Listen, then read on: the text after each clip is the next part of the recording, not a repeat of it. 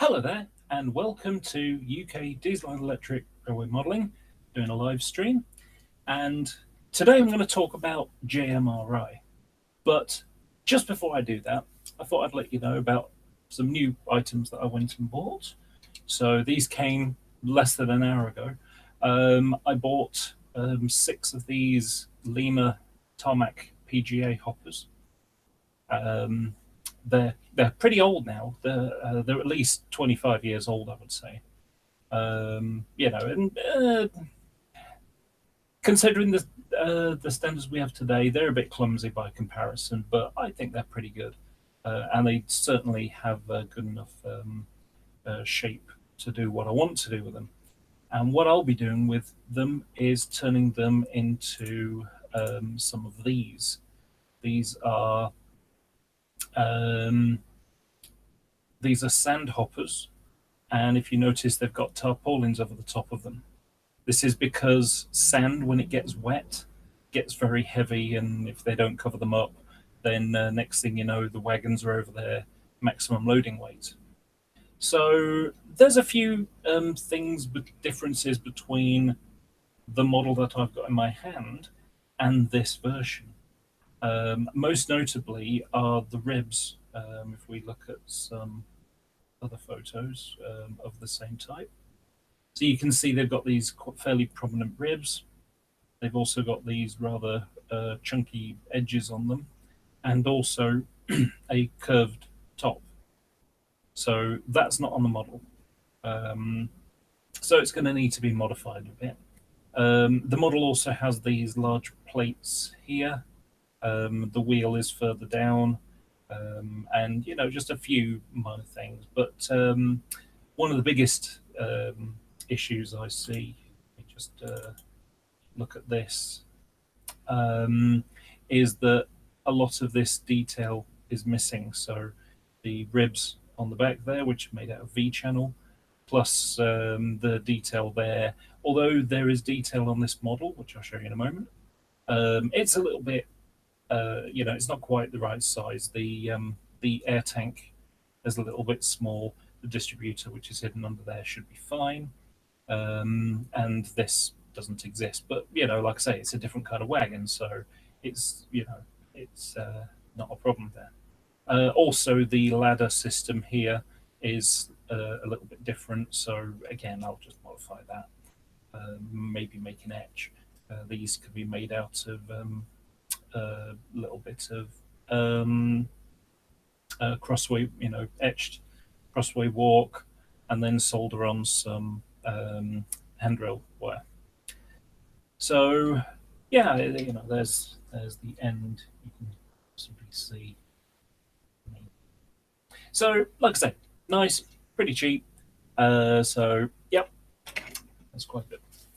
So those wagons that I showed you a moment ago, they were used on the Runcorn to Arpley to Warrington Arpley yard, and then would go up on a Speedlink train or up to Moss End yard near Glasgow, and then they would be transferred across to a place called Dolry, which is on the west side of Glasgow on the River Clyde. If you've ever seen the Silver Bullet wagons going up the West Coast Main Line, they go to Irvine, which is slightly south of that. So and these wagons, I bought 6 of them for £25 off a colleague on the Demi forum. So it was a bargain. A great deal, and a great guy as well. So he got them to me nice and safe, good package, and they were all boxed as well, which was pretty impressive. But I'll put this back into its box. So, hey there, Junction. Hi, RC. So, okay. So, what's the reason for doing this video? Okay, well, I've been watching, I've noticed a few people talk about using point decoders on their layouts. And I did this many years ago. a point decoder is basically a box that connects to the bus wire of your DCC system, and then you have multiple outputs, 4 to 6 on average, which go to your point motors. And so on your controller, you can change the points of, you can change a point that's way over there, and you don't have to have toggle switches and lots of complicated wiring. It's a much more simple way of doing things. So I apologize, I'm a little bit, it's quite warm here today, so I'm going to drink a cloudy lemonade. And I've got the rest of the bottle down here. So I may end up making a fizzy noise as I fill it up. So I used to be a member of Model Railway Club, and I got this system working very successfully, although political issues in the club, I ended up leaving, largely because old people didn't like the idea of using computers. And, it's like, but they're perfectly happy using a smartphone. Anyway, so here's a diagram that I created. Now,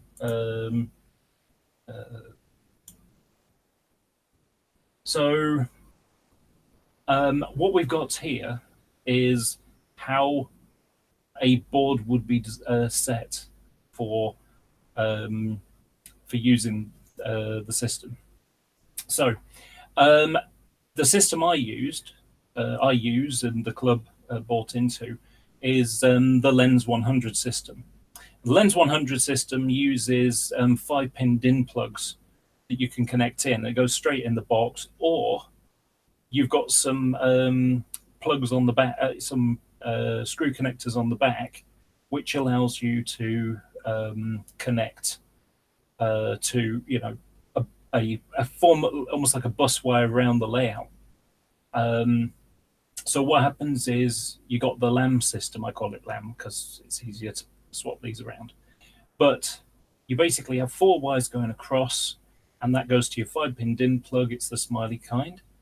And then you can have them arranged all the way around the layout, and you just plug into your local place. You want to stand in a different place, you can. You don't have to sit at the same place every time with the same view of your railway. You can go and stand wherever you like. So that's the beauty of the system. So that bit at the top isn't really important. This is the point decoder. And what you have is you'll need a 16-volt power supply going through. That's how the lens system works. There may be other ones which require a lower or higher voltage, but I think 16 volts is probably going to be the highest. And then you've got these 2 here that connect to your bus wire. So this is the same bus wire. If you can imagine this is your track, because I've done a little diagram for the track. So imagine you've got your track.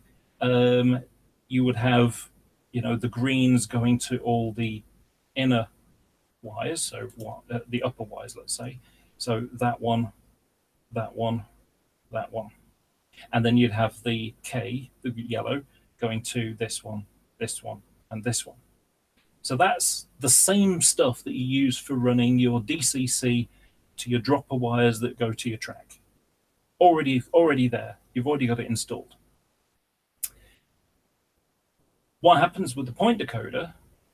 Your 16-volt provides power supply for the decoder, and then you have 4 to 6 input outputs, and so it's just 1, 2, and a common return. So in this case, white is the common return, and these just connect straight to your solenoid motors, which, if you've got them installed, already exist. They're already mounted.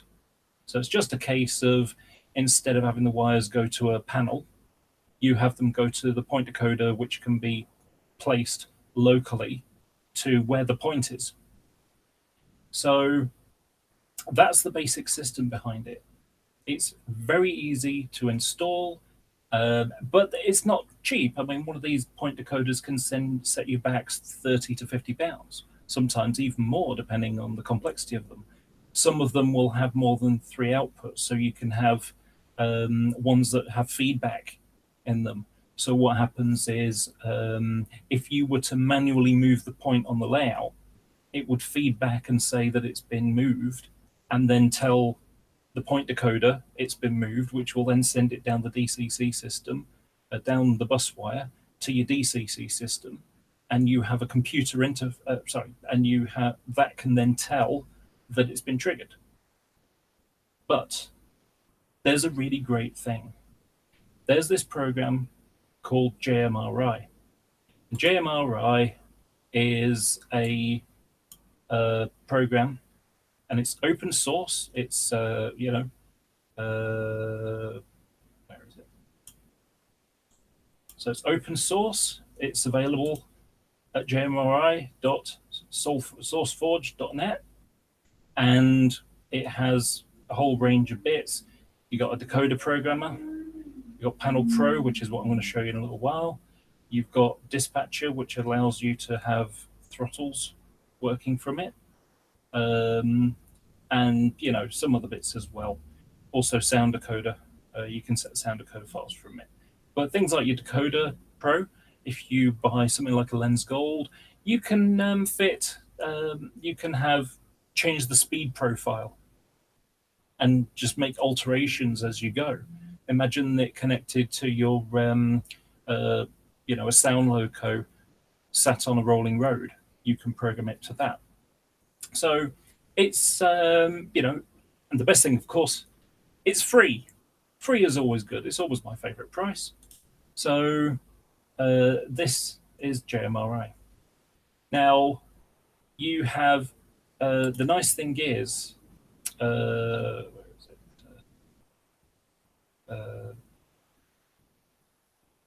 Where's the preferences? Preferences. The nice thing is that it works with all sorts of systems. You may recognize a few. Digitrax, ESU, Hornby, Lens, Merg. So there are plenty, even Raspberry Pi, Roku, Sprog, ZTC, Zemo. So there are plenty of systems that you can use it with. It's not, limited in range. So what I'm going to show you is something that I had working at the Model Railway Club, and it's this. This is a diagram. So with once you've got point decoders installed, what you have is you can have a computer interface which connects through a USB usually to a box, and that has a couple of cables that go into your DCC system. And usually it uses whatever, LocoNet, ExpressNet, things of that nature. Just take a drink. So just to give you an idea of what you're seeing here. So this is a club layout. So what we have is a fiddle yard at the back, a scenic section at the front, and then going up a hill around the back, it was a branch line. So this is a tunnel here. That's a tunnel there. So this tunnel goes into the fiddle yard. This tunnel here goes out, and it's like a countryside at the back, whereas this is a bit more town kind of thing because it's a fairly large station.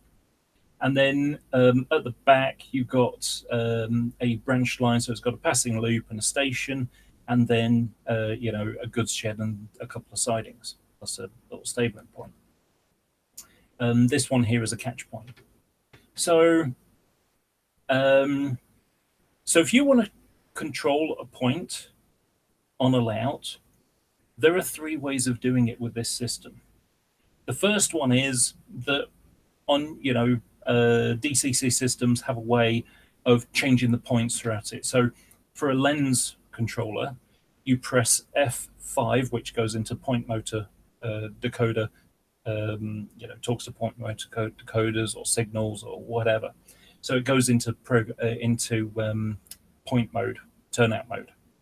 And then you dial in the number. So let's say we've got point number 11 here. You dial in 11, enter. And then if you want it to go straight on, then that would be that would have the minus symbol.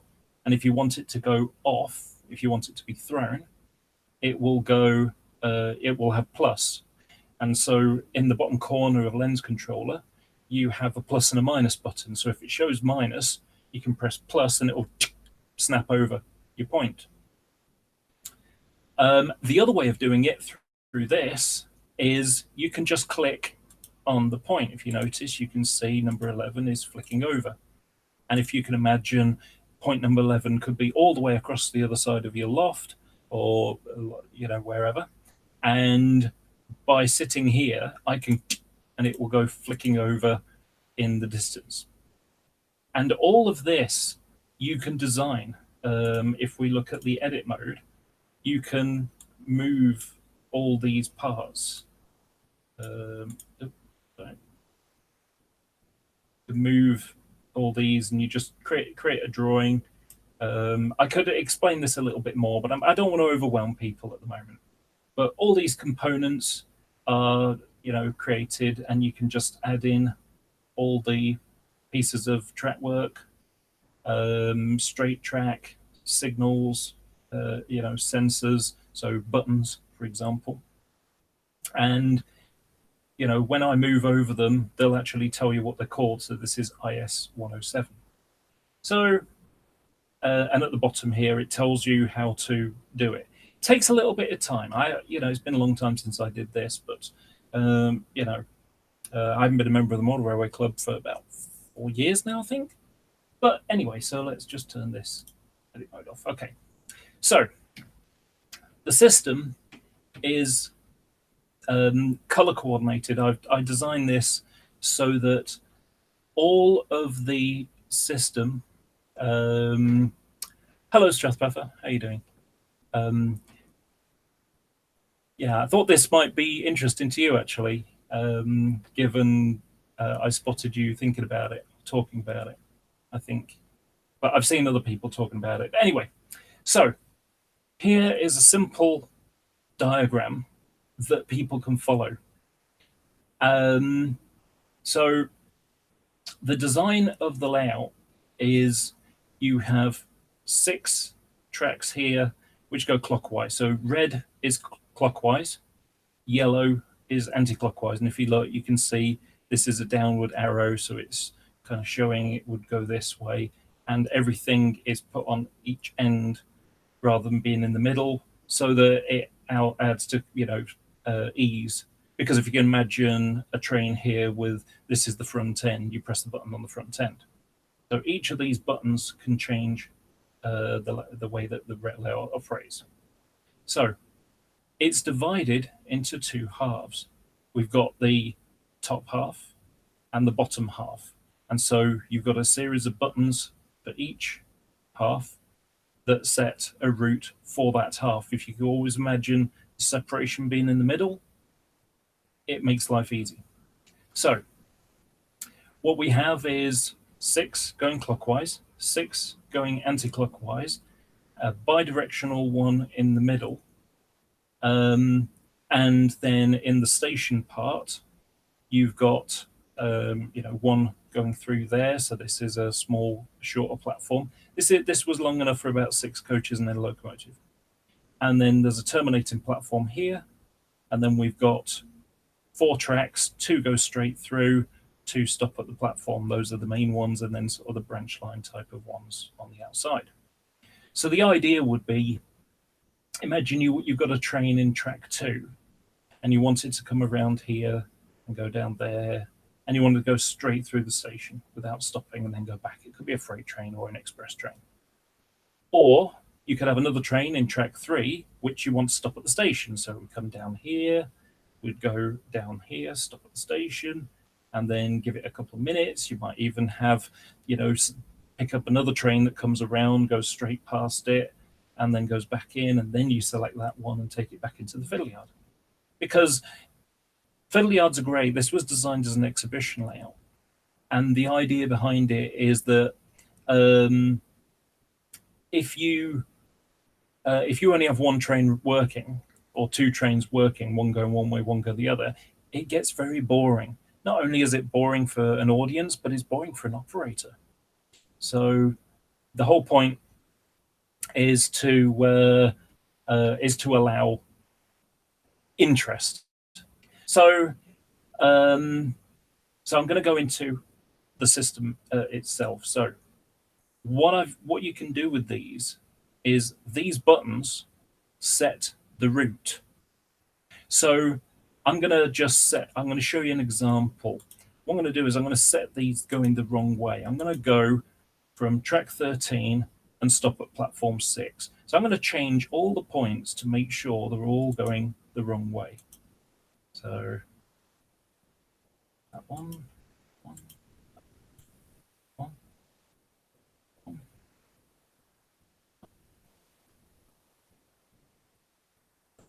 that, that.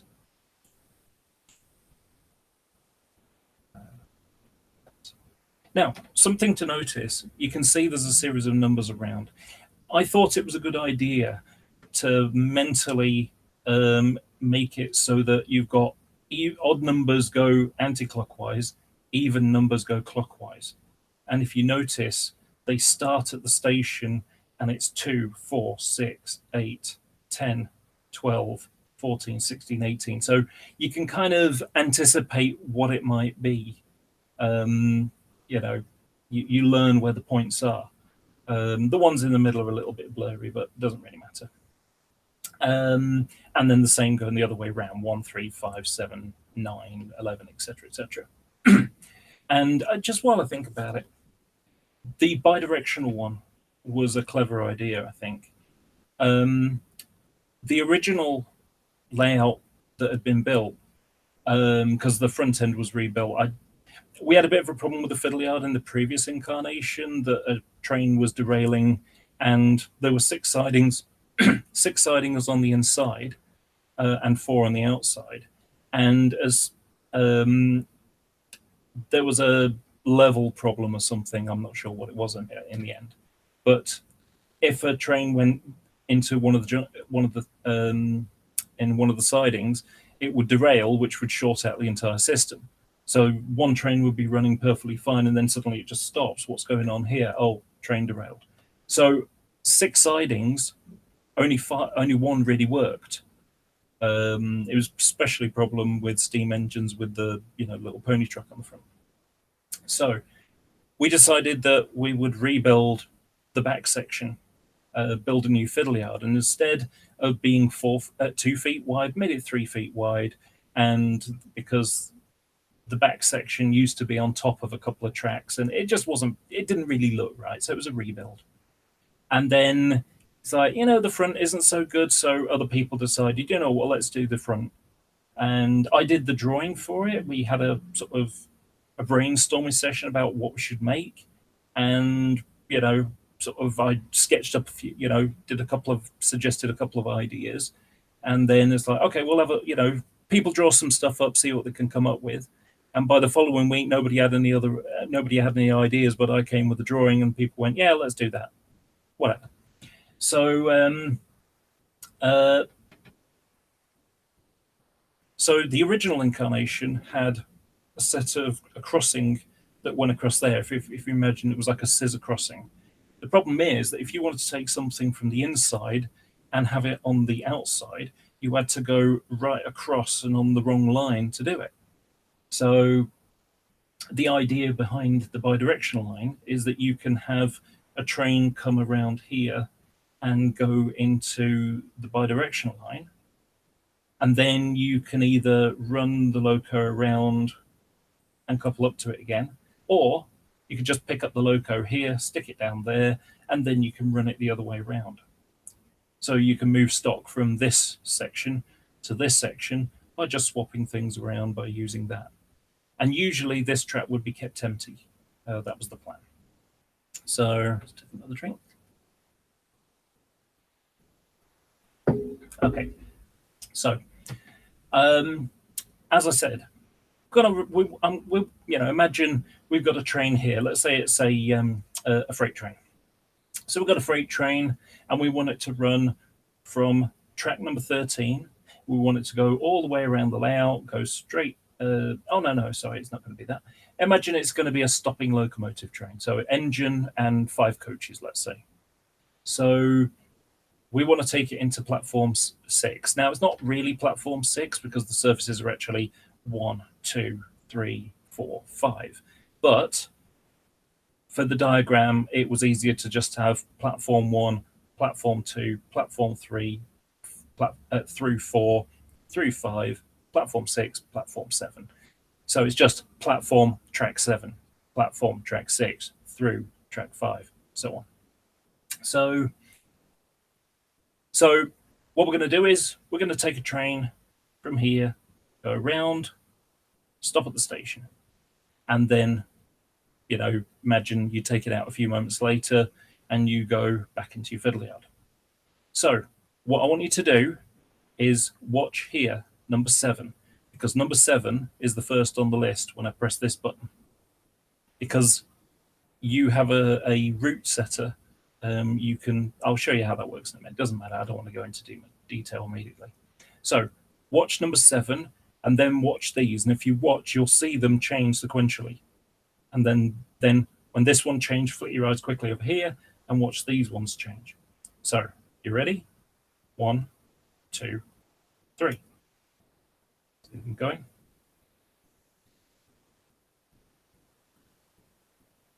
Now, if you can imagine on your layout, instead of having 1 point change and then you flick another one goes, in that system, you would have each point going tick, tick, tick, tick, tick, tick, tick sequentially. That's exactly what this is designed to do. And then for the bottom half, you press platform 6, click that, and then these ones will change. There you go. So by pressing 2 buttons, you can set the route for a train rather than having to press lots. Because if you can imagine each one of these points and you're doing it on the controller, you would have to, you know, I'll just go through this list and bear in mind that these are on the screen, so it's easy to figure out which is which. So you need to know which point to set, which direction it needs to turn. So you've got to do this on a lens controller. It'd be F5 to change into point motor decoder, and then you would press 7, enter, and then plus and minus to change which way. So you need it to go plus, and then exit 11 because it's already in. You'd press exit twice to get out of point motor decoder setting. So you press escape once, then you press 11, enter, and that needs to be thrown, so plus, and then exit, and then 13, plus, exit, 15, close, so minus, 17, you know, well, that might take you a couple of minutes to do this. And that's checking the point changed, as you know, figuring out which point needs to be changed, which way it needs to be set, and to check that it actually flicked. You need to listen for the noise effectively. So, and on the screen, of course, what happens is you press the button and you can watch it change and hear the snap as it does so across the room. So that makes life very simple. So what I've gone and done, though, is and set it so that we have a simple one for this section. This bit is a little more complicated, but not really. You can see how the blue section at the back is the branch line. So these 2 buttons relate to the branch line. The red ones are about going clockwise. So these will go to the fiddle yard, and this one will go to the fiddle yard. And then the yellow one will come from the fiddle yard here, and this one will come from the branch, but will go to the fiddle yard. So because, of course, there's only one way this can really go. Because, of course, I mean, you could have a third one, but there's no reason for a train to go across here to stop there to go back across here, that would be silly. It's better to use platform 7 or 6. So operationally, it didn't make sense to use it.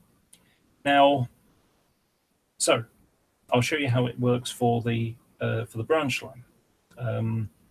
So from platform 2, or sorry, from these platforms. So from platform 2, this one needs to go to here. So when you press that, it needs to go this way and that way. So if I press the button, it should set it, should start at 4.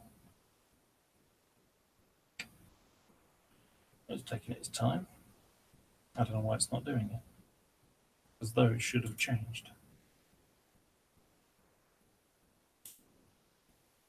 I may not have some settings correct. It takes time to do this. I haven't used this program for a long time. Okay, let's try platform 1 instead. Let's see what that one does. Does that do it? I may not have. I diddled around last night and I may have tweaked something wrong. Oh well, doesn't matter. So, kind of embarrassed myself now. Damn it. Oh well. So this one, let's see what that one does. Does that do it? I thought I had this working yesterday.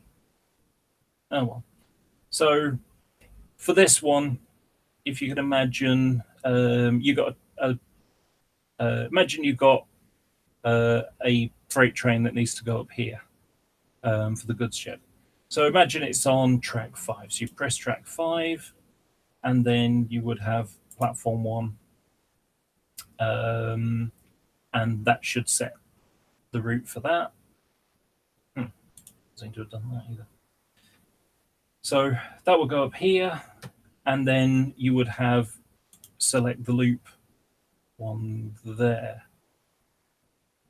I don't believe it. This one's not going either. That should have set the loop like that. That's quite annoying. They're designed to go straight there. So this would go, the loop would go like that. And so you'd bring it into the loop, and then you'd uncouple, and there was a magnetic KD coupler and uncoupler there. And that would then, you'd then be able to press the straight, it would then go straight, and then you press the loop again, it would go to the loop, and then you would press, one of these, which would then set the route for that. I don't believe these aren't working. This is really frustrating and kind of embarrassing considering what I'm trying to show people. I think maybe I changed something like last night and didn't do the update button. Oh well. Okay.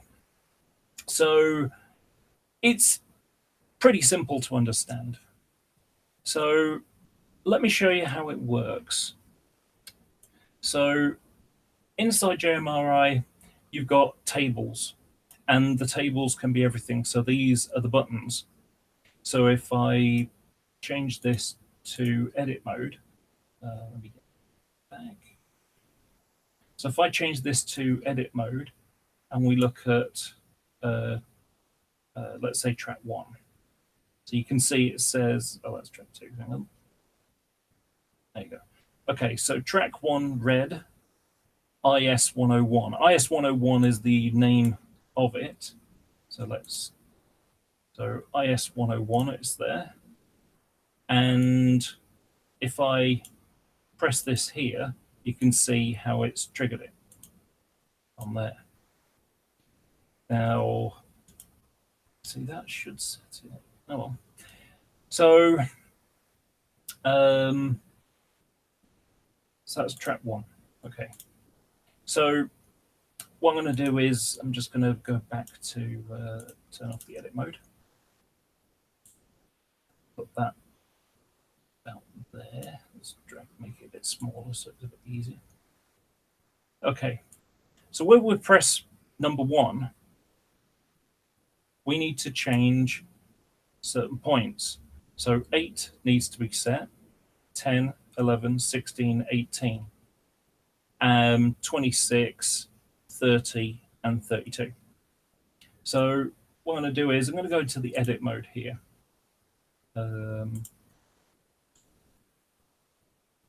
Oh, sorry, wrong one. This is the root. Okay, root setting now, that's better. Okay, so it's track 1. So if we click on edit, what it shows you, that's why it's not working right. Why is that track through yellow? That one should be track 1. This should be track 1 red. Let's update that. That should now fix that problem. Okay. So what happens is it goes through each point. Each point has a number on it. And so it will go through each point, and you can set whether it's triggered or not. And when it is triggered, whether it's set closed or thrown or a toggle. I can't remember what toggle was offhand. Never used it, so I don't remember. So we need to set 8. So what you do is you scroll down for number 8. Oh, hang on. Sorry, was that? I'm on the wrong one. No, I'm not. Okay. What's that doing now? There's something not quite right here. Let me just check.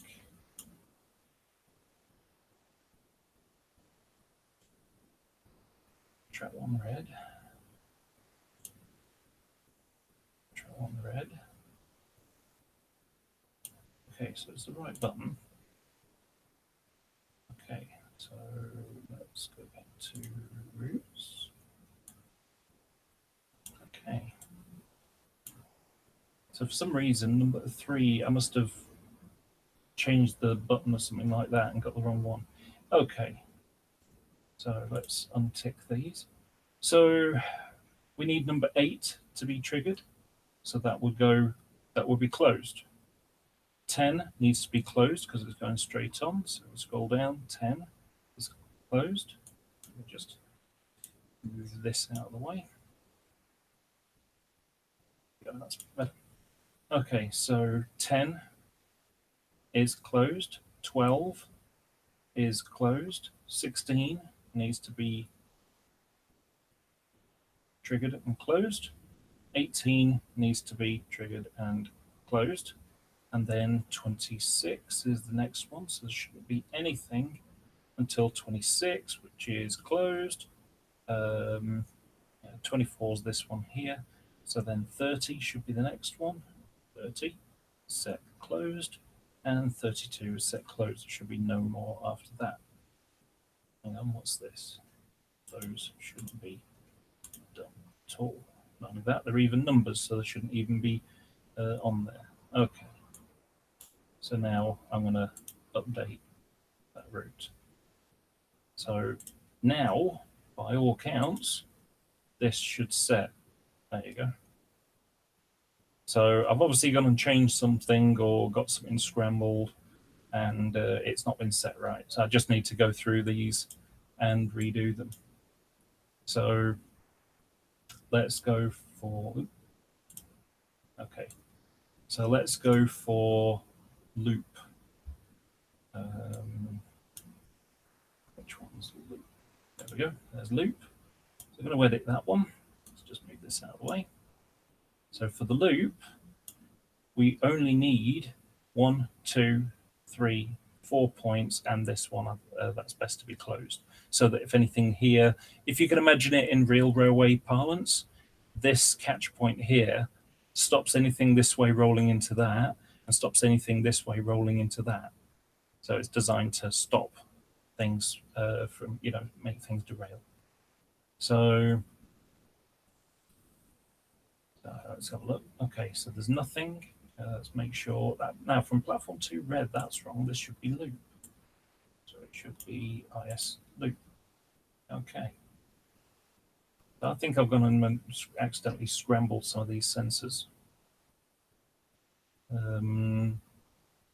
So we need 44 to be, it's the loop, so we need that to be thrown. So 44 is thrown. 46 is thrown. 48 is thrown. 50 is thrown and 52 is thrown. So we'll update that and exit. Now, if I click the loop, let's just make these go straight.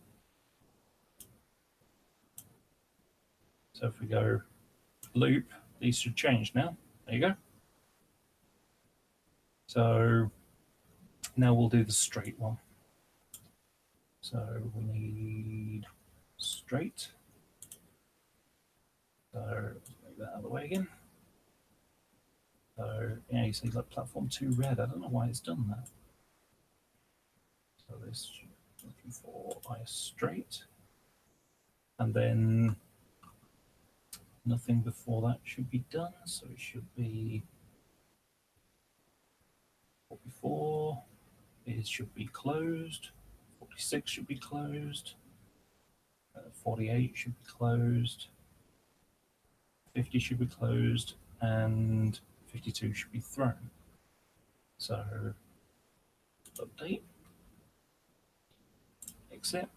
So now when I click that, they should straighten out. There you go, and they've done it. These numbers don't actually have to be there, and in the edit mode, you can just move them around, so it's easier to see them. But it was just there, you know. If I think when I do it, I may not even put the numbers on, but I don't know.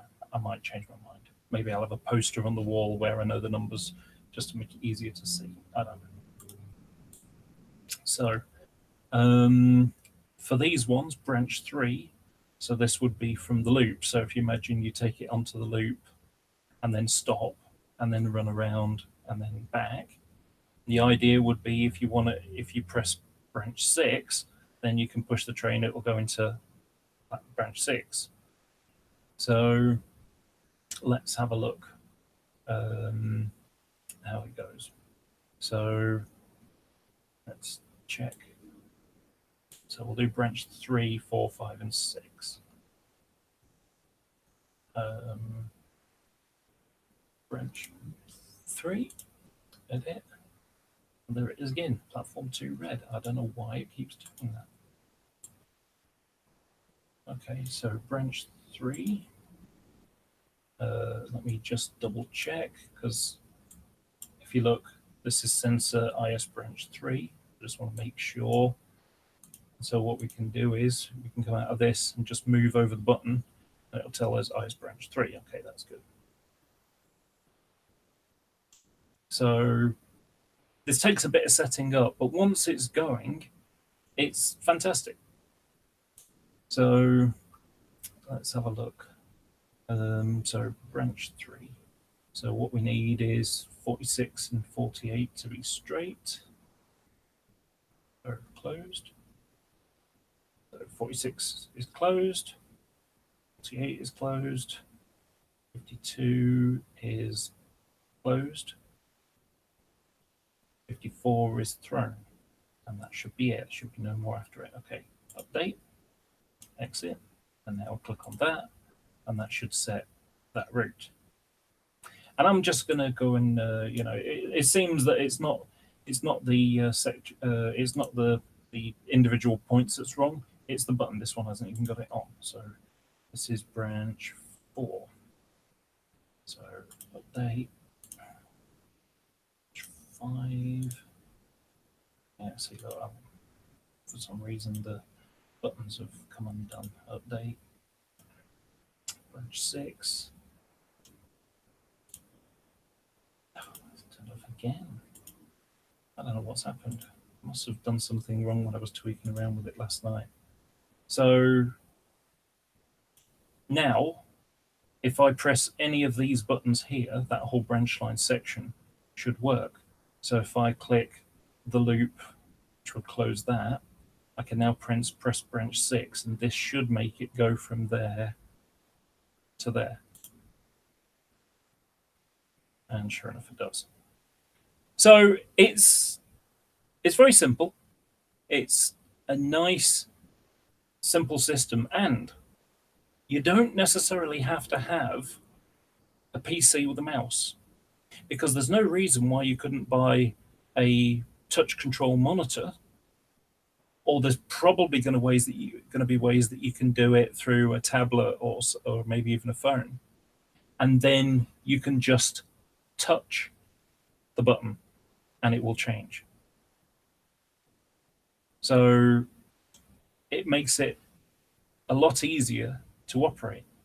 I'm just going to go and let's get all these tracks sorted. So let's get the names of them because it's easy to. So track 1, your track 1 red. That's good. Track 2. Don't know why that's gone wrong. So it should be track 2 red. 8. 3. This is annoying. I think I'll have to just go through them all. Let's start at the top. Okay, well we got, that's bidirectional 1. Grab this over there.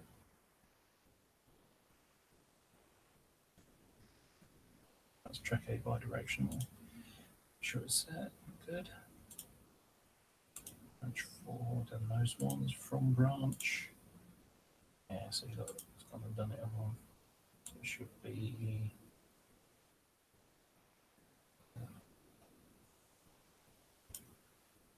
from branch. Update. From platform 2. Button's not even selected.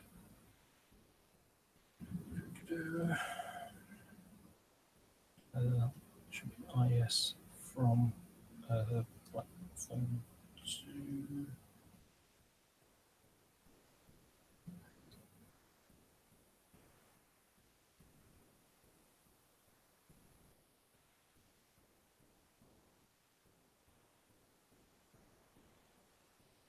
There it is. Loop done. Platform 1. Should be plat 1, I think it was. IS. Platform 1, red. Platform 2 to branch.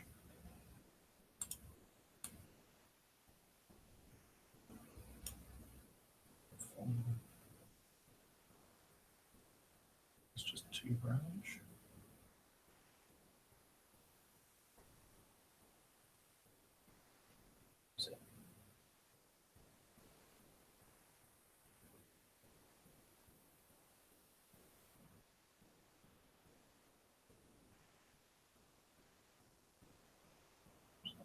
Platform 2 to branch. I think that was the one.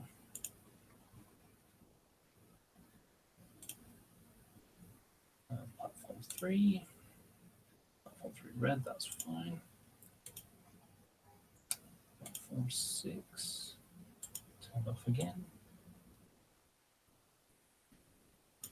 Platform 6. Platform 7, that's good. Programming track. Programming track. Siding. It should be IS siding. Straight, already did that one. Track, so through 4. So it should be through 4 red, that's good. Terribly sorry I've had to go through this. Through 5.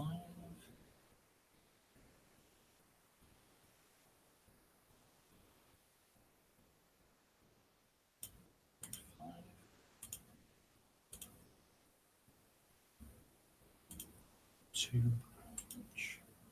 That's fine. 2 platform 2. Is that the wrong one?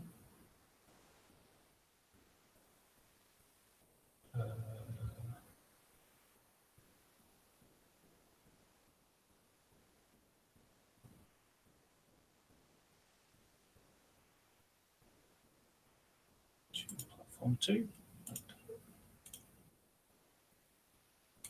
Track 1, red, yep. The rest should be easy. 2 red, 3 red,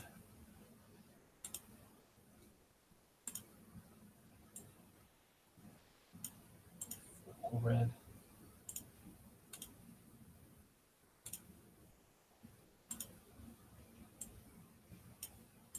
5 red, 6. Don't know why it's changed them all. 6 red. Track 7 red. That should be track 7. And oh, is it red somewhere else? Track 7.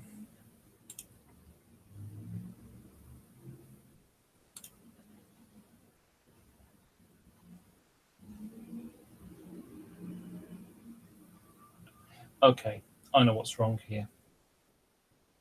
I made some changes last night. I got rid of a bunch of these and they weren't set right.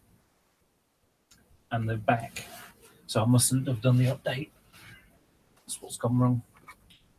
Okay, so let's just go with that one. That should be track 8 yellow. Update.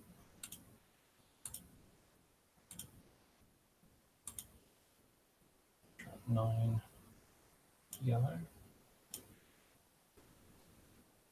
Track 10 yellow.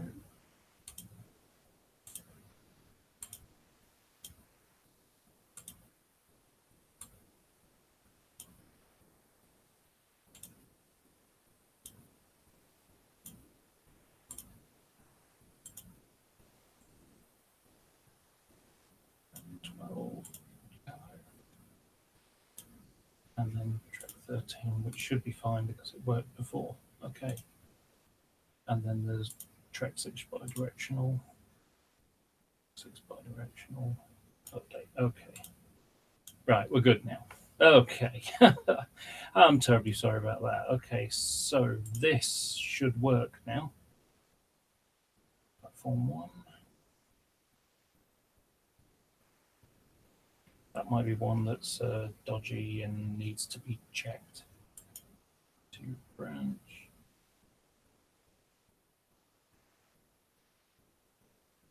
Yeah, I think that wasn't quite right because for some reason it changed there. Platform 2, yeah, that's good. So that goes from there into the fiddle yard. And if you notice, it comes this way and goes that way. The idea is that if you can imagine from there, it can come around here and go to there, go up the branch line to the, to the station up here, come back, and then go out that way into this fiddle yard. So this one should be platform 2, which should change it to, okay, that's wrong because that should go that way. So that must be confused with another point. And this one should go that way as it does. Let me just check and see whether it's the case. So no, I think that one needs fixing as well. But the general point is that it's simple to use when you've got it working right. And obviously at the moment I've got it a little bit glitchy. Just for doing it now, you just go to your panel and you save panel, just overwrite it, and it should be it should be fixed to the point that I've just changed. So like I say, fairly simple design. You just click and it will change buttons, according to whichever way you set them. Those should be momentary set. And that's something else you can do. These buttons, these ones are set momentarily, so you click it once, it makes a little flash. This one has obviously not been fixed. So you change it to momentary, and this one needs to be set to momentary. And so there you go, it's ticked, it's got the tick box as momentary. And now if I click it, it should, yeah, just a short pulse. So easy to do. So, and this one here, this siding is just to change that. So you just click that and that point will change. And this one's a programming track. So I see a lot of people have separate programming tracks. They lift their engine off and they put it on the programming track. This actually isn't necessary.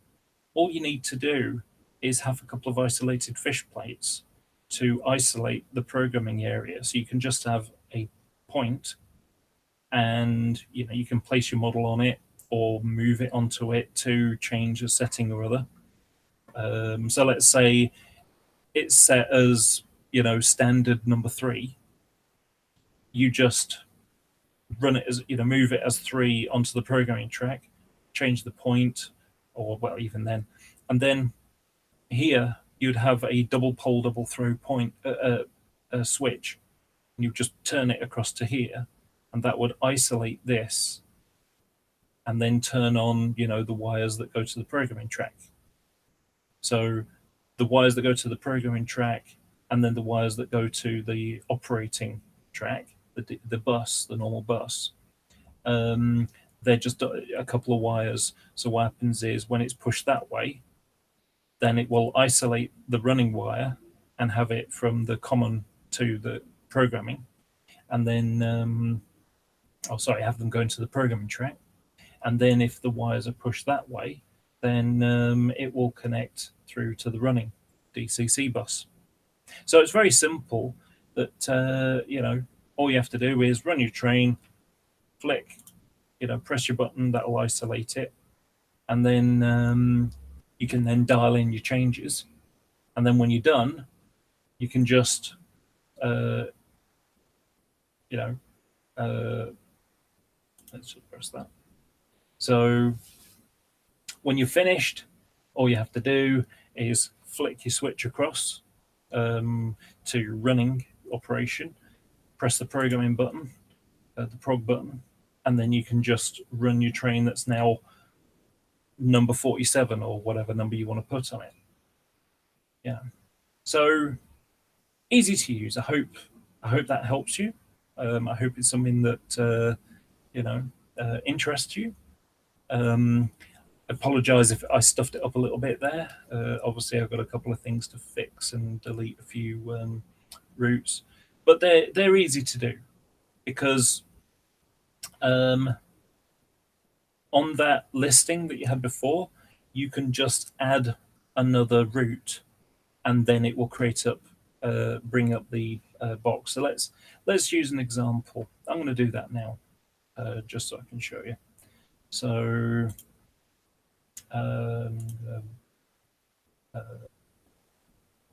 tables, so routes.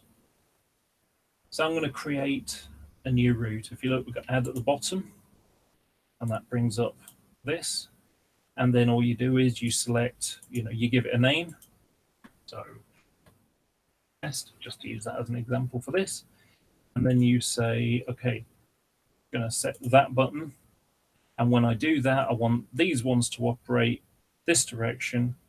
And you can also have extra ones because you can have extra sensors that set things. And you can have ones here that when this one gets set, that one gets set. So maybe I've had something like this where it's kind of changed it. I'm not sure now. And you can have a sound effect. So when you press it, it goes beep or whatever. And then, other ones you can set little options on it. So that's a simple example there. Now, just talking about it isn't enough. I'm going to show you how a practical example, because this is a video a friend of mine took some time ago. I'm going to turn up the volume, I'm afraid, because it's going through. But you run one train around, and then you run another train around, So how do you select another train? So first you stop the train and stop it, and then you change so that it's track number 6 in this case. So when you press 6, blip, they will start to change over here. Now, listen carefully.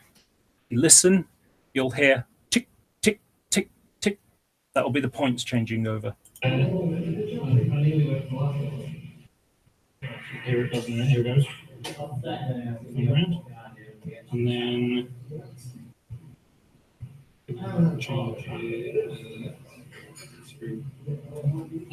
you'll hear the buzz now.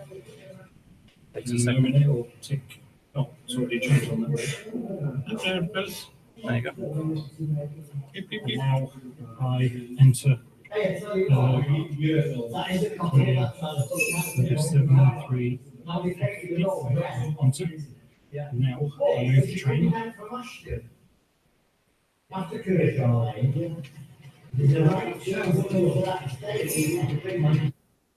So there you go. In just a couple of seconds, I was able to have one train in track 5 and another track in track 6 and be able to just flick them, change them. So that's it's a practical example of it working. Like I say, I've had some glitches here because I was diddling around with things, and I'm obviously going to change things and not put them right and not update because I fixed it all, and then obviously I didn't press the update button or save the panel, and as a result, it's gone and reverted back to the problem that I had with it working yesterday. Oops. So there you go. That's fairly short video, probably about an hour. I don't know, but I hope you've enjoyed it. I hope JMRI might help you. Like I say, good thing is it's free. Always a good thing. And one of the other things is there's a lot more functionality around it above any of the other ones I've seen. And there's also a community out there that is dedicated to helping other modelers about this. There's a Yahoo group. So if you have any problems, any questions, you can ask them. And I have a limited experience with it, so Now, just something else that just popped into my head, and this is something I'll utilize when I do it. So, as well as having buttons as sensors, you can also have sensors on the layout. So, you can have block detectors. So,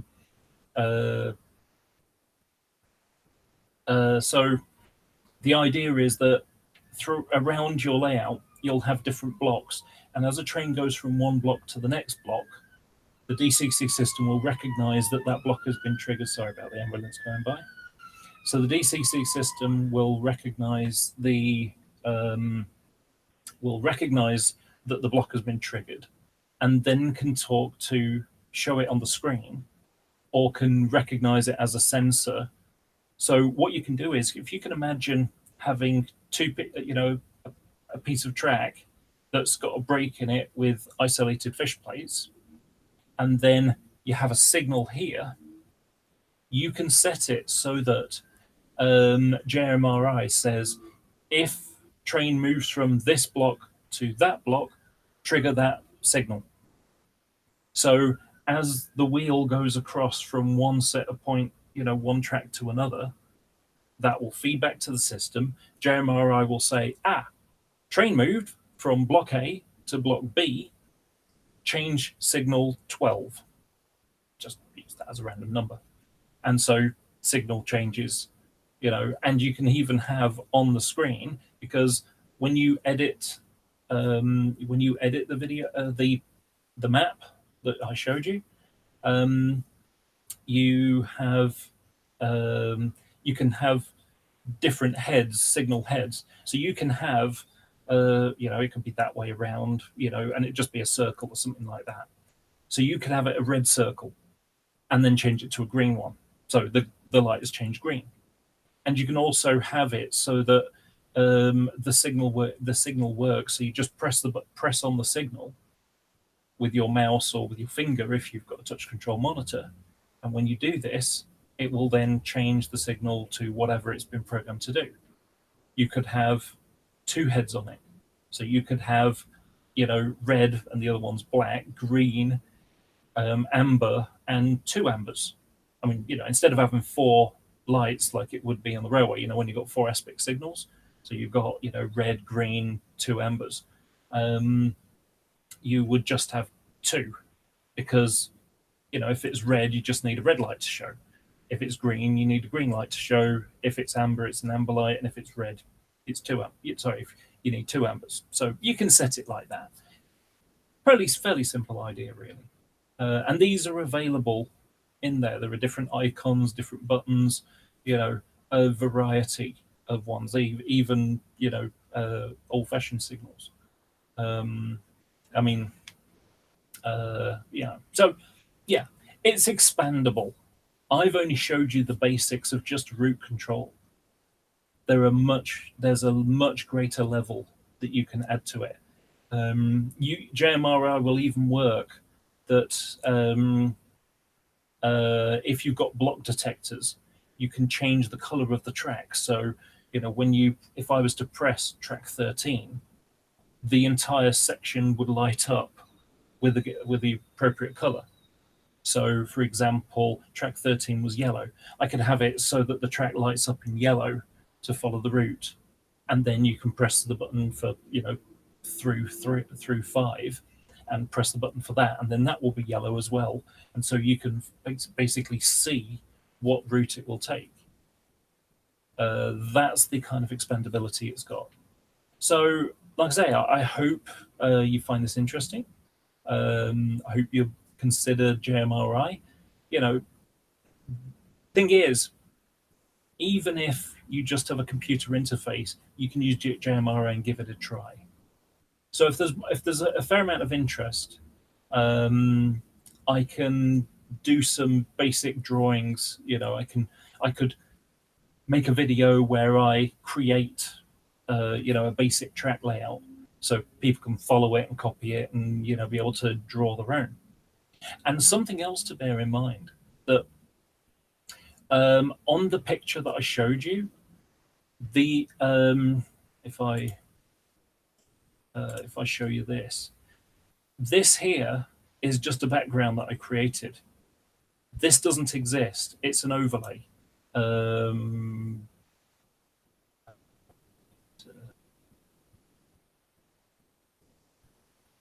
think it's in the background.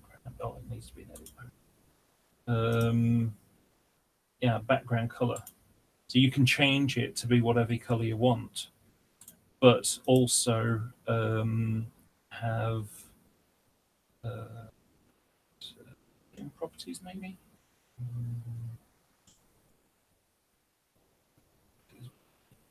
I'm trying to remember where it is.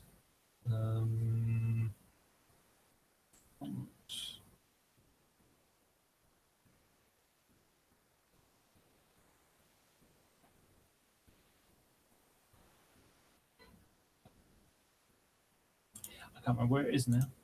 In here, maybe.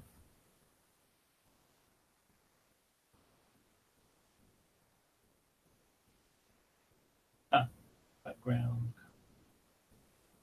Text color.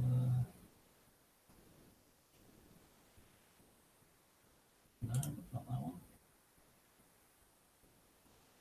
I know it's around here somewhere.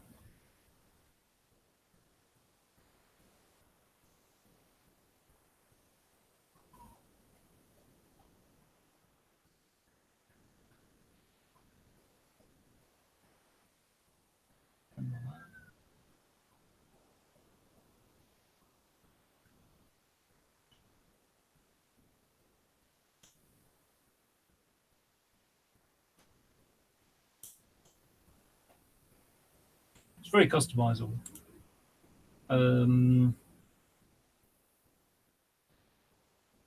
There it is. Add background image.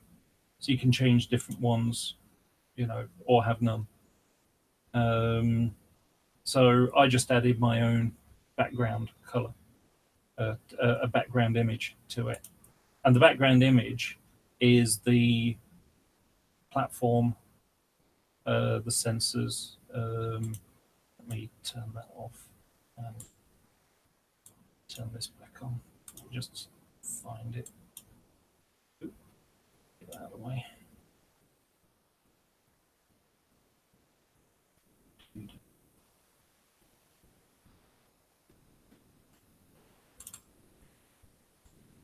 There you go. That's what I created.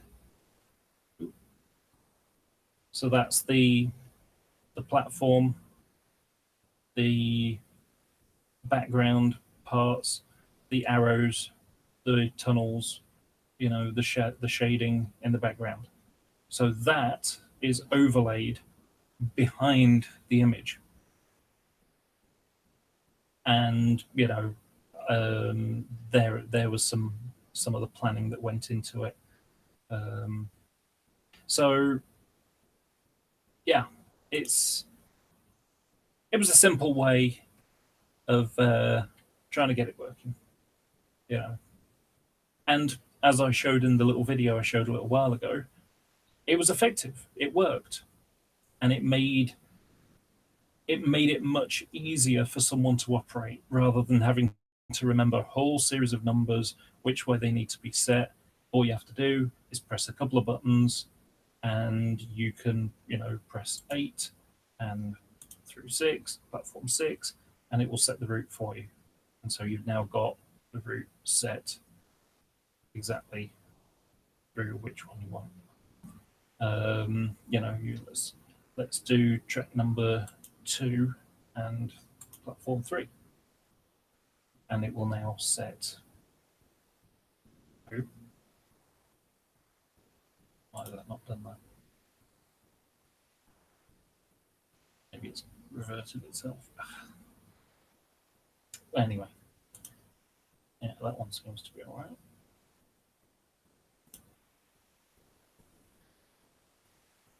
Yeah, so that's triggering someone else. Anyway, there you go.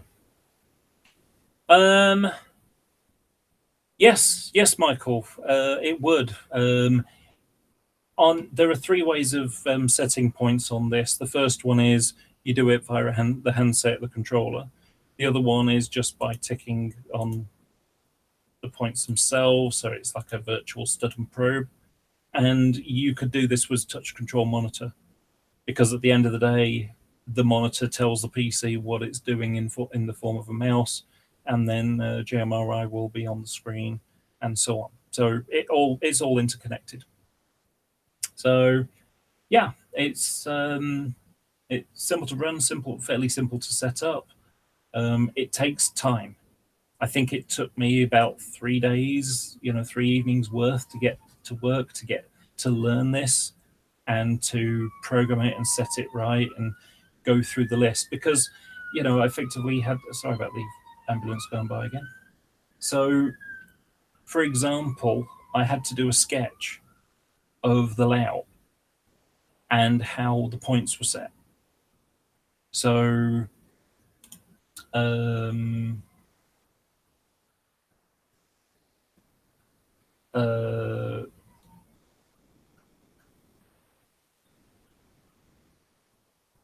so let me turn that off.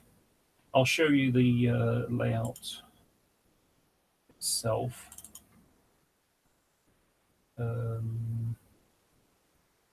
Models, club layout. So this was the fiddle yard.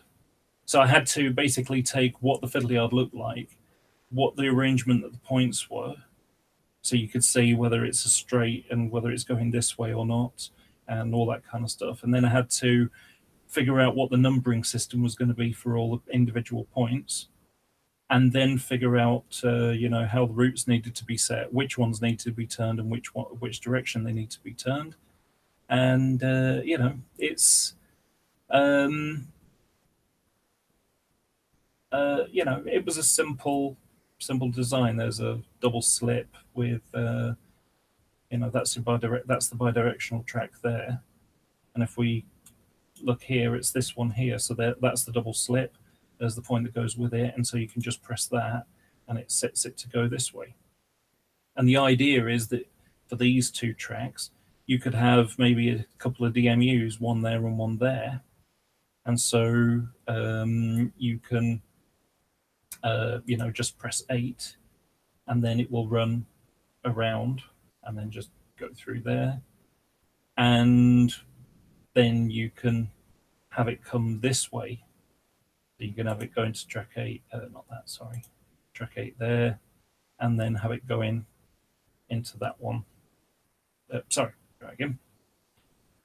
You could just set it this way, have it come through there, and then go through that. There's no reason why I couldn't have had another button there, so it would, imagine having a button a bit like that there, or maybe there. Probably there. And so what happens is when you press that button, it will set the route for this way. Maybe have a purple button or whatever color button you wish. So yeah, I'm rambling. I'm sorry, I'm rambling. And yeah, so I mean, this is it in the early stages. The yard hadn't even been built then. This was some ideas about signals. I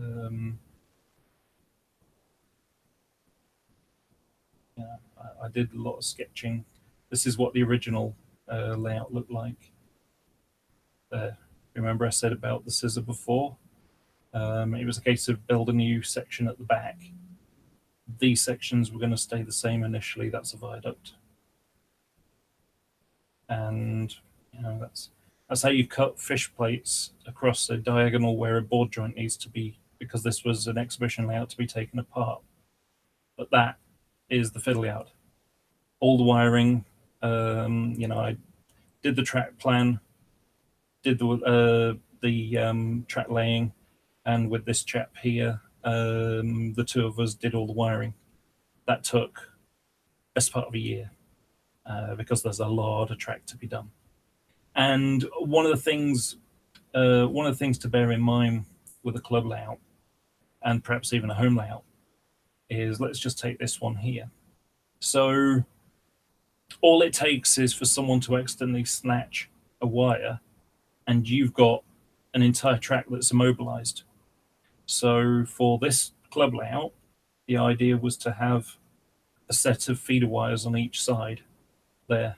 So one set on one side, droppers. So a set of droppers on this side, set of droppers on that side, so that if any of these wires, this was offered redundancy.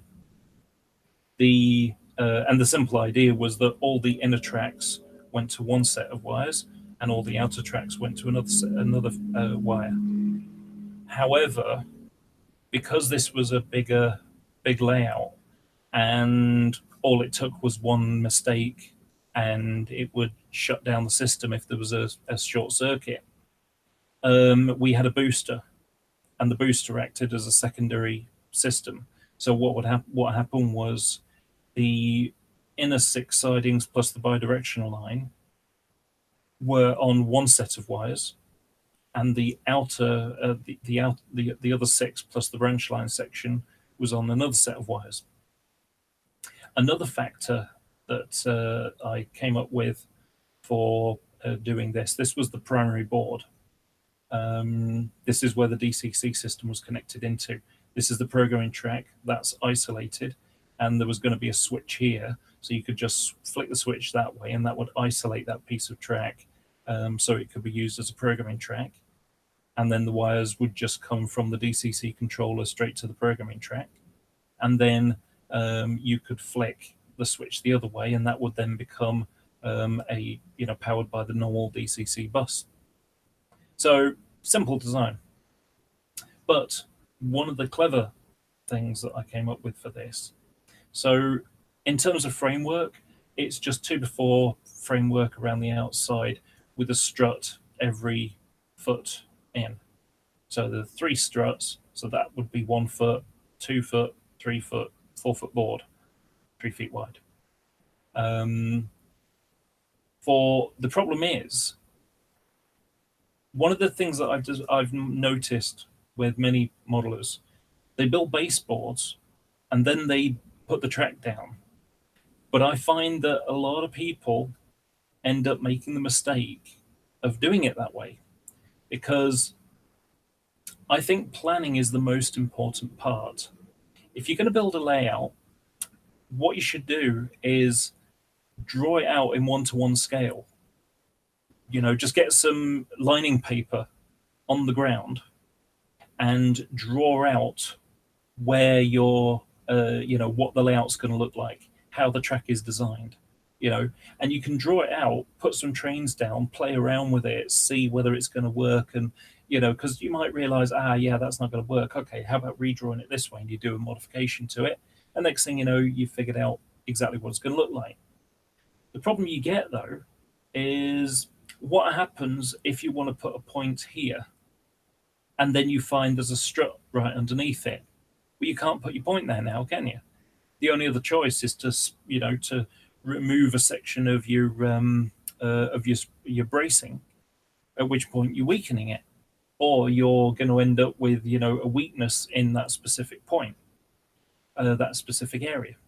So what I do is I draw the track plan and then build the baseboards to fit the track plan. So if we look here, you can see how this is your normal outside framework, and then there's 1 foot, there's 2 foot. But if you notice, the distance between there and there and there and there, this is a lot closer. And the reason for that is that if I zoom in, if that strut was in the middle here, it would be going right underneath these 2 points. Well, I don't want that to be the case. I need them, I want the track to be there. So what would normally happen is, oh, I can't put that piece of track there now. I'm gonna have to move it here. At which point you've now lost 6 inches in each one of those tracks. That's an extra 6. That's half a coach. So you might as well build the baseboard to fit the track plan. So what I did here was I just moved the strut across, because that way that strut goes out of the way of that and there. I mean, I could have moved it the other way, but this one was a bit close. It just seemed to be easier to do it that way. So, like I say, a simple way of, not having to compromise your track plan. You're not having to compromise what you want to do. You do exactly what you want it to be. You make it as you want it. So, like I say, a simple technique that I've never come across anybody do that before. So yeah, there's that's where the bidirectional track works. So this is the clockwise one. That's the anti-clockwise one. So you can take a train in that way into bidirectional line, and you can take it out on this one. And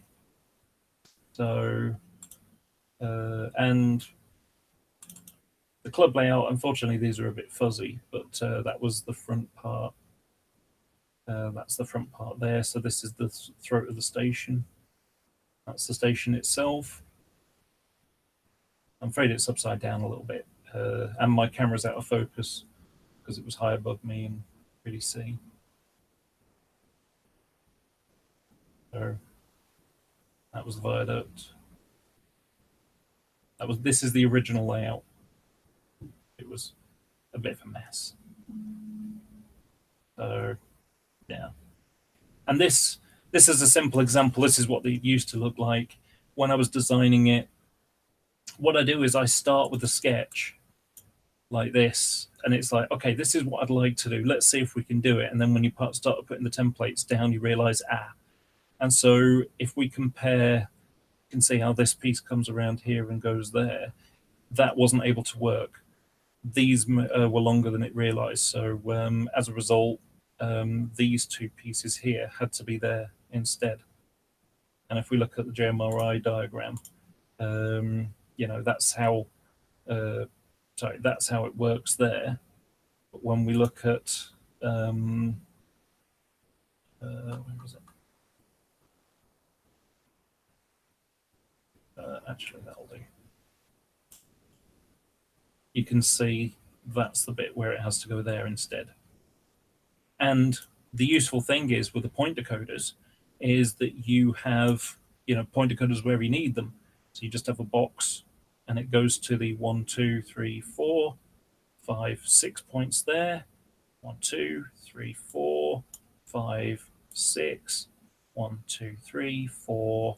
I think it was another couple over here, you know. But they go to the different points. There were quite a lot of point motors on this, 10 point motors, and I think they were about £45 each. So it's not cheap, but there are bargains that can be had. We were using the most expensive ones at the time because they were the best at the time. Obviously, things have changed since. So, but I'll give you an example of what was it? Is it layout plans? I think it's called.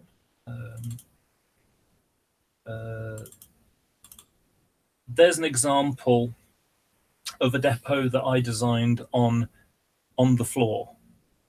You know, the idea is that it would come around a back wall sort of this way and come into here.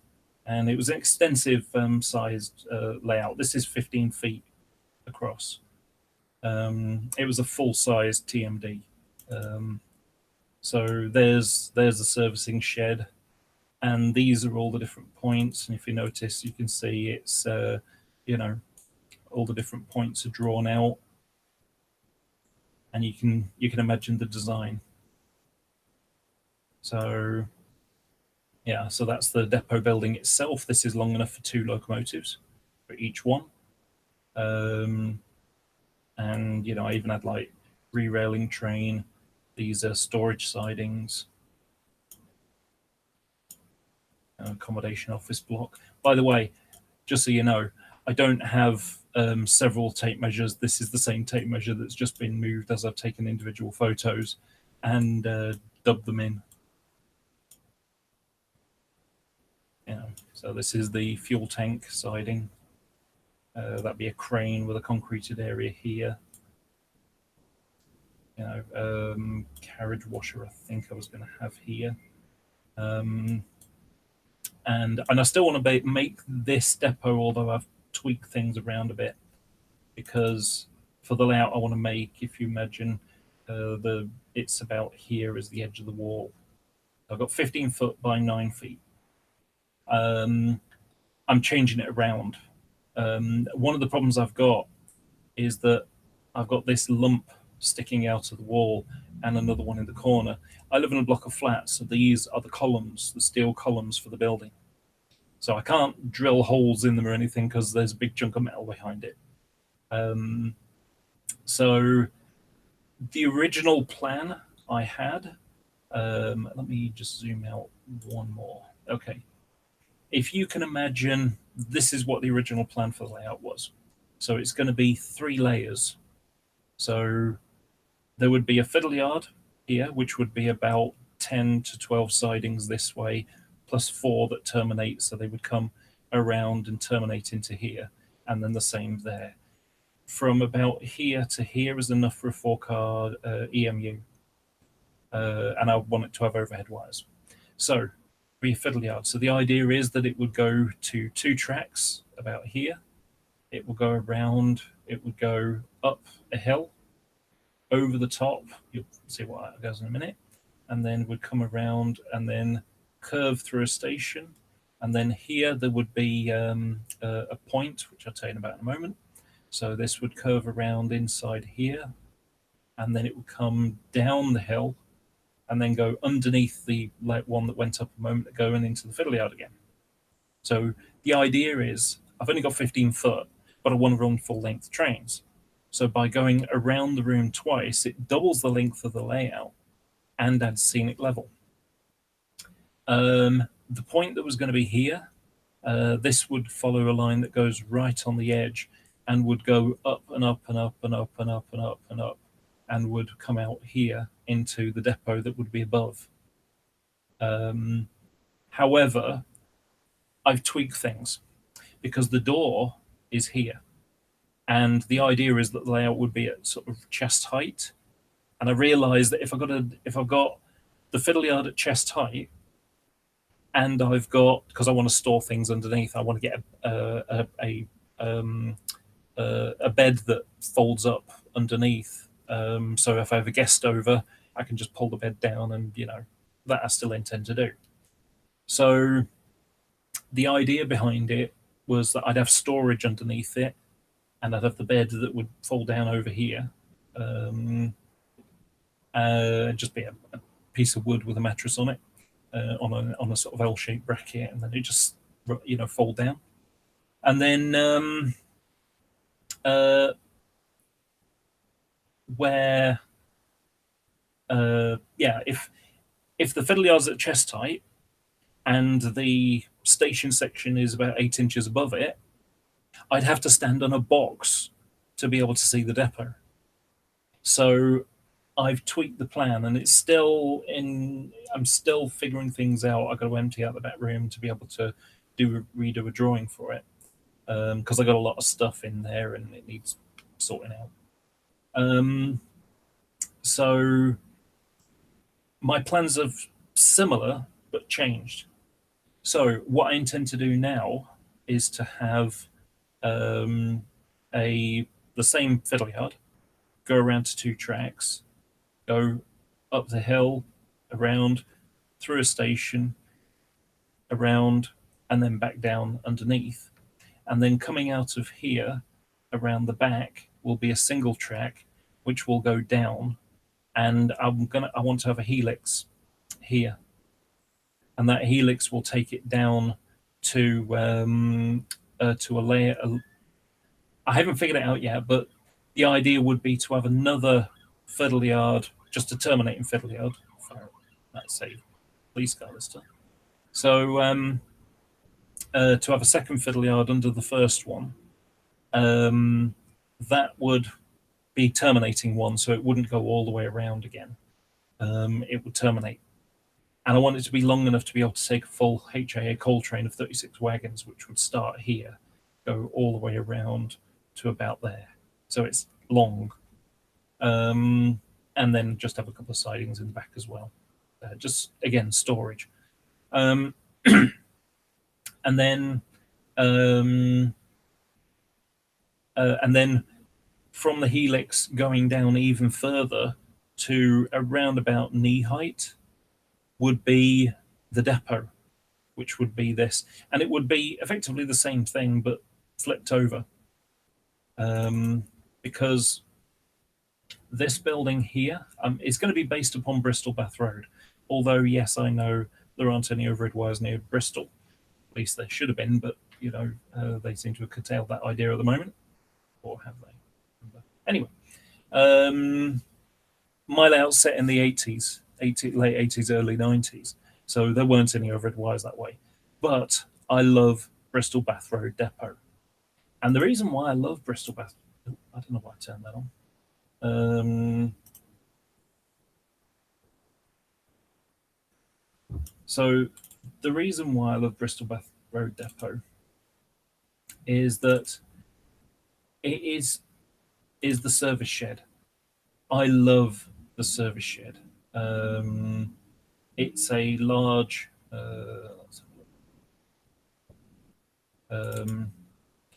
it's a large building, or it was a large building, and it has these large archways, which allows you to see into it. So this is the building I want to make.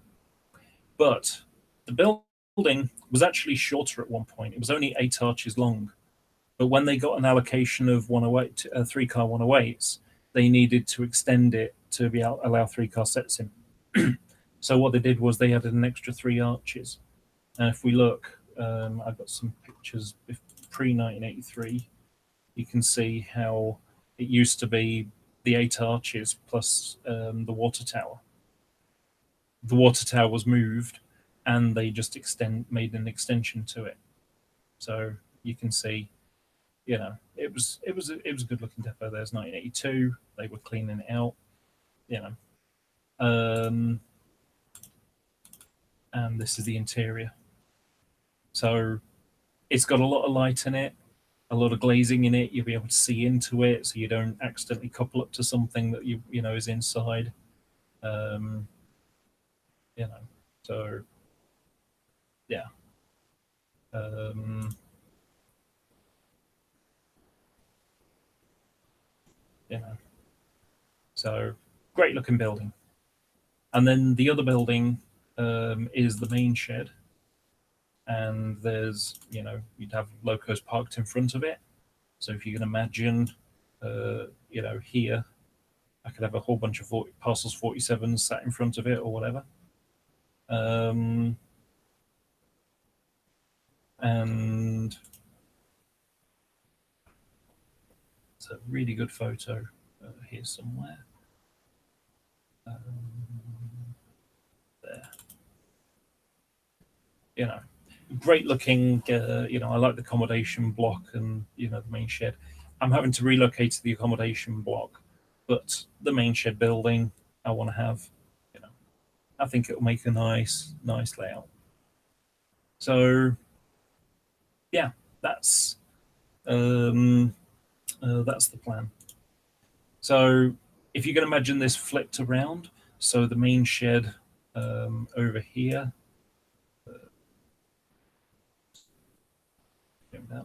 So the main shed there will be over here somewhere, and then the service shed will largely be there anyway. And the idea behind it is that a loco. So you've got two types of shed.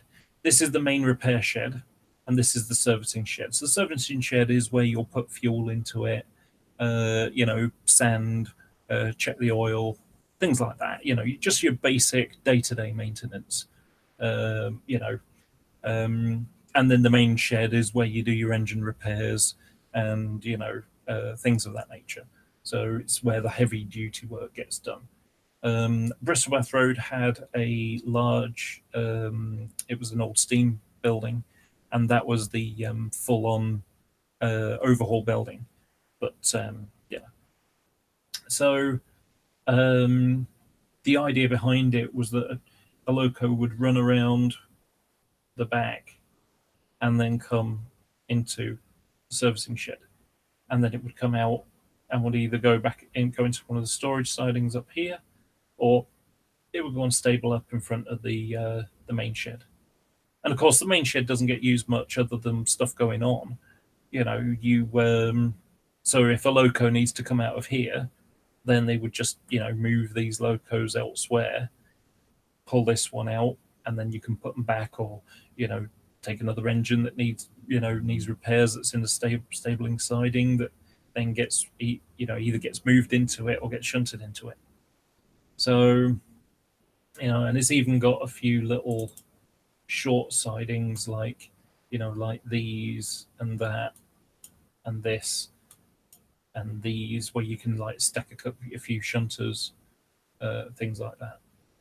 So yeah, that's the general idea. So what I'm after is a layout where I can do mainline running. I've got a depot and I've got storage. The inspiration for the layout it's in the scenery folder. Inspiration, and Bensham is the inspiration for it. So the bit where it goes up and down a hill is this. This is my inspiration. Imagine it with overhead wires. I love that. That looks fantastic. I like the combination of the stone bridge, and the brick abutment wall,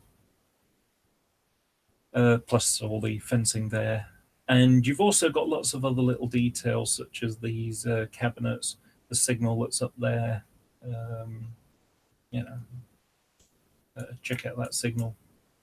With mounted on the wall. I'd like to do something similar to that, but again, you've got the archways, whole bunch of other parts in that just make it look fantastic. So that's the inspiration for that. And the reality of this location is that this one is flat, this one is going down because this is the Carlisle line. So this is Newcastle to Carlisle. It's just south of actually, since I've got it on.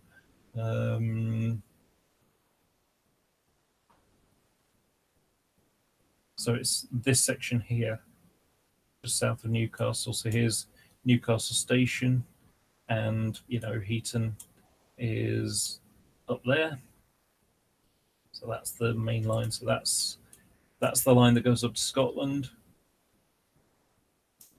This comes down here, goes down there, and then it comes down here. And that's the line that goes correctly. Yeah, that's the line that goes over towards Carlisle. And if we zoom in, it comes off to the was it King George Bridge? I think it was called. So it goes underneath all these roads, and this is the main line with the overhead wires. This one doesn't have it, and then it pops under all this, and then you can see that that track goes underneath, and this is the one that goes to London. So, but the way I'm going to be doing it is, in fact, that's that bridge, the stone bridge there. So the way that I'm looking to do it, if you can imagine, this is at the top where the station comes around. So the station's over here, and it comes around and comes. This is it going down. Sorry, that one's going up and that one's going down. So that's going up for the station around here, and station going down, and then this one is going up here. So if you could imagine, imagine you've got your fiddle yard here. So it would be at the bottom, so it would come around here. It would go up a hill. It would come around. It would go through the station, curve around, and then back down the hill to come around to the fiddle yard at the bottom again. So there you go. That's what I plan to make. There's a little bit more because, of course, from the fiddle yard coming around, it's going to go around the back and have that low-level piece that goes down to the helix, which drops down. And then here, I want to have a parcels terminal. So the parcels terminal I've got in mind is based on Chelmsford Low Level, which is this. And it's from an old rail magazine. So Chelmsford is on the Great Eastern Line. If I show you where it is. So Chelmsford is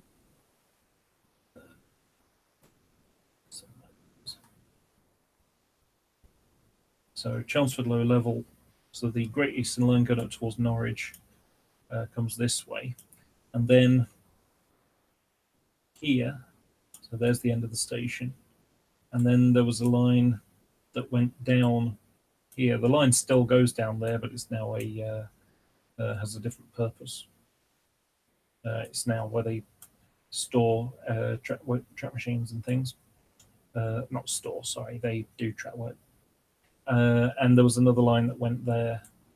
There was a parcels terminal there, like a bridge. If I zoom, if I change the time, this was the parcels terminal. So it had basically it was a roof on stilts, and it had 3 tracks here, 1 track there. So that's it coming down the hill. And I just like this. I like the idea of, kind of a lot of static grass here. It's not terribly kept, because this is just a concrete plan. So that's north, that's the south going up the hill. This would be in this direction here, nearer to us. I have a DC kits model of one of these ready to. Just need to put it together. That's it going up the hill. And this is what it looked like. This is what the plan is. So this is long enough for about 6 coaches plus a loco, and you can just about make out this is a new piece of track, but it used to go straight on to there. And you've got one track here and one track there that services the the parcels terminal, and then this one here is a passing loop basically there. So now I don't intend it to go up a hill. This is going to be my focus. This is going to be my my shunting fun. So I'll be able to have trains running around. This will be the shunting part. So the idea would be, if you can imagine the fiddle yard over here, it would come around out of a tunnel and then come into this. It'll be fairly simple, and the inside track of the fiddle yard will be a parcels one.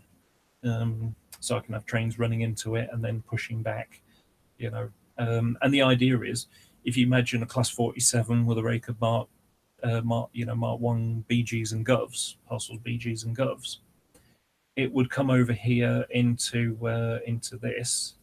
It would uncouple here. It would move forward here. It would run around, couple up, move backwards, so move the opposite way, and then push backwards into the side, one of these 2 sidings here. The inside 3 will be electrified. The outside one won't, and I'll be stood here for the operational part of it. And then, but I could also have a shunter, just have an 08 shunter here, maybe with a brake van on it perhaps. And then, so the loco comes in, uncouples, moves to there, the shunter comes out, shunt couples up, pushes back, uncouples, and then moves back into its stabling point, and then the loco is free to then move up and park. I don't know. There's options available to it. So, like I say, that's where I'm looking, And like I say, I like these are some photos I took out the train some time ago. You can see the overhead wires. So it was electrified, and it was being used as a sand terminal at the time. You can just about see how the overhead wire finishes here. And so that's the bus terminal. You can see the notch out of there. That's where the overhead wire pylon used to be. And there's another one.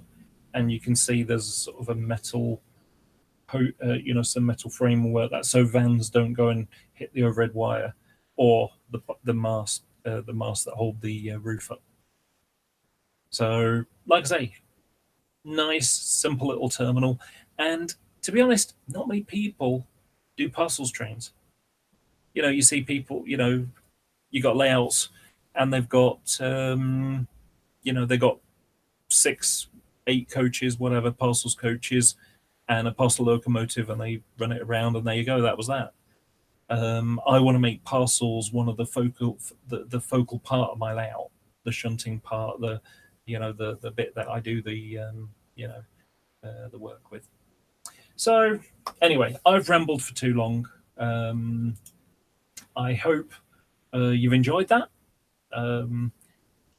I hope you enjoyed looking at JMRI, including my screw up and not getting it quite right.